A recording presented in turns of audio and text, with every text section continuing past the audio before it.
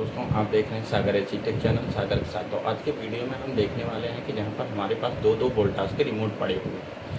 हम इनके अंदर बताएंगे कि सारे बटन क्या काम करते हैं। जैसा कि आपको पता भी होगा, आपको बहुत से ज़्यादा पता होगा, तो आपको ये बटन पता होगा ऑन और ऑफ़ करने की, और उसके बाद टाइमर को ऑफ और ऑन, टेम्परेचर कम और ज़्यादा करने का। उसके बाद आपको मोड बटन पता होगा, फ़ैन के बारे में पता होगा, वर्टिकल स्विंग के बारे में। ये सारे बटन के बारे में इतने सारे बटन आपको नहीं पता होंगे, तो हम एक एक करके सारे बटन के बारे में बताएंगे।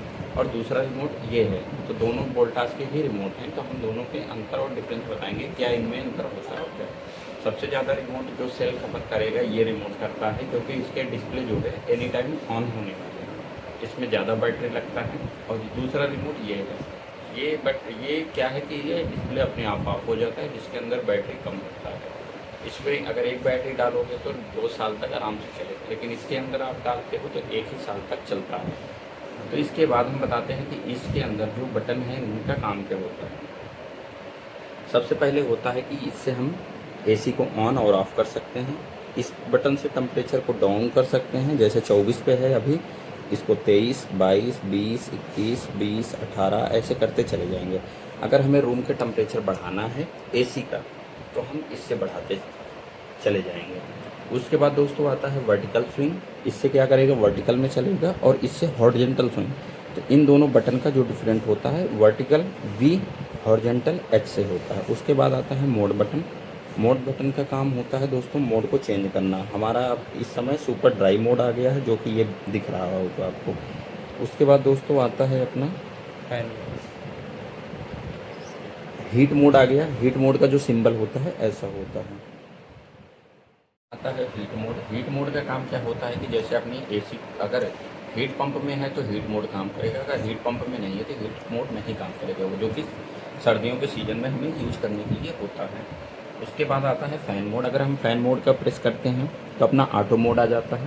फिर प्रेस करेंगे लो, फिर प्रेस किया मीडियम, फिर प्रेस किया हाई। 3 बार हम स्टेप चेंज कर सकते हैं। उसके बाद आता है टर्बो। टर्बो बटन से हमें क्या होता है कि अगर घर में कोई भी रिश्तेदार या कोई भी दोस्त या कोई भी गेस्ट आए, हमें तुरंत आउटडोर स्टार्ट करना है, तो हम टर्बो को प्रेस कर सकते हैं। तीसरा आता है सेवर बटन। सेवर बटन से हम क्या कर सकते हैं कि इलेक्ट्रिसिटी सेविंग कर सकते हैं। अगर दोस्तों एक मिनट, अगर हमें क्या है कि अगर हमें स्टेप बाय स्टेप जैसे 1 टन की मशीन को कम में चलाना है, तो हम सेवर बटन के प्रेस करके इलेक्ट्रिसिटी सेविंग कर सकते हैं। उसके बाद आता है लैंप बटन। लैंप को प्रेस करेंगे तो हमें लैंप दिखेगा, और डिस्प्ले पर भी लैंप शो होने लगेगा, जो कि नंबर 24 डिग्री दिखता है।